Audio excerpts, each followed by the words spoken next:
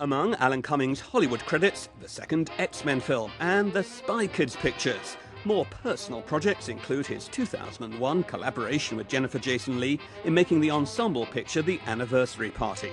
Then there's his solo directorial debut with his new picture, Suffering Man's Charity.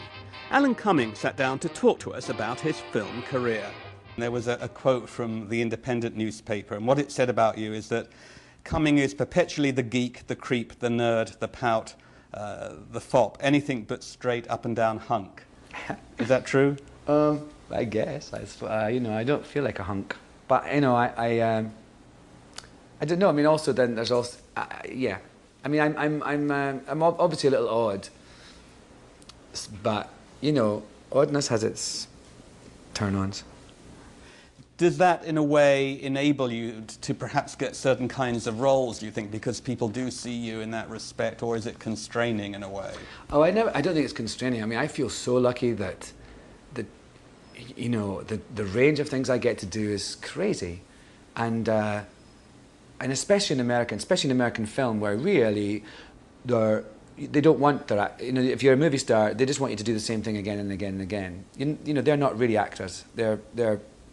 Well, they are, of course, but they're kind of personalities.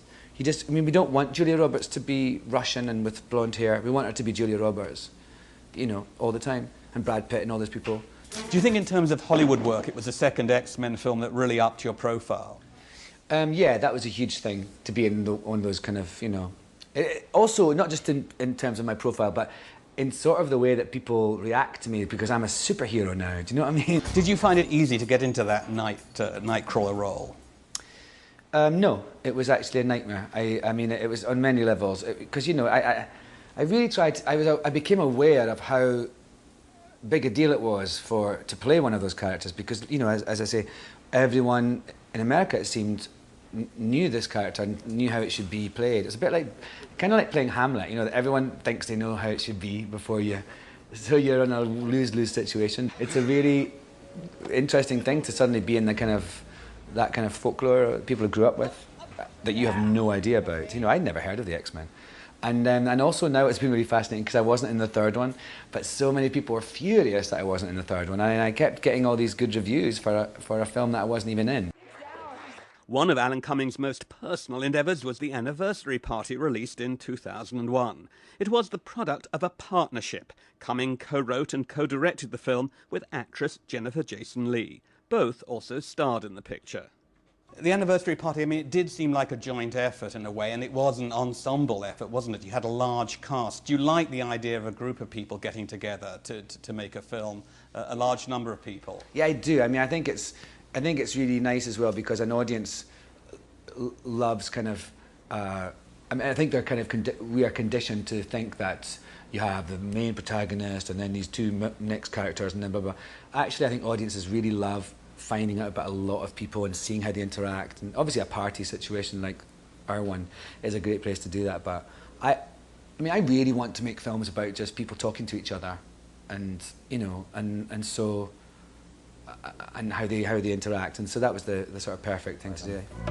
Alan Cumming isn't an A-list star, but he's busier than most A-list actors. He's been involved in more than a dozen films in the last couple of years. He operates a little under the radar, tackling small, heartfelt pictures like the recent Sweetland.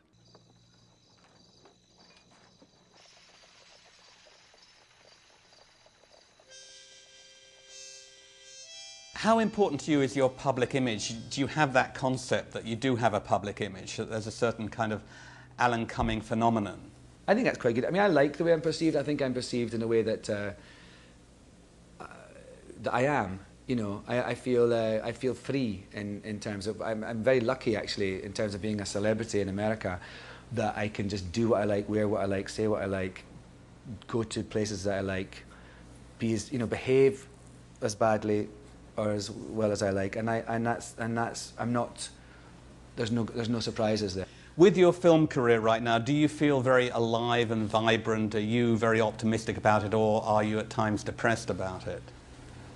About my film career?